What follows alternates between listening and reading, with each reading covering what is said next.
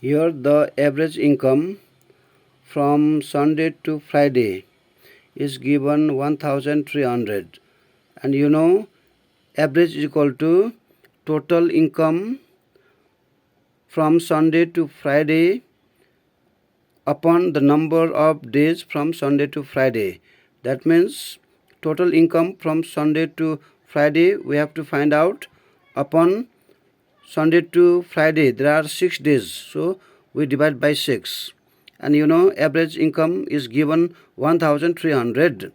So total income will be from Sunday to Friday will be 1300 into 6, that is 7800 is the total income from Sunday to Friday.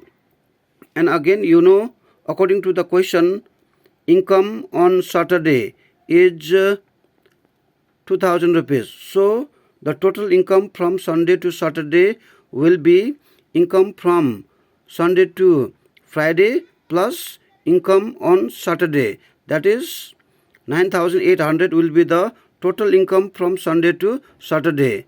Now we have to find the average of daily income of the week. Of the week means there are 7 days, and total income from Sunday to Saturday, that is 9800. So average of daily income of the week, the whole week, the average will be total income upon the number of days in a week, that is 7.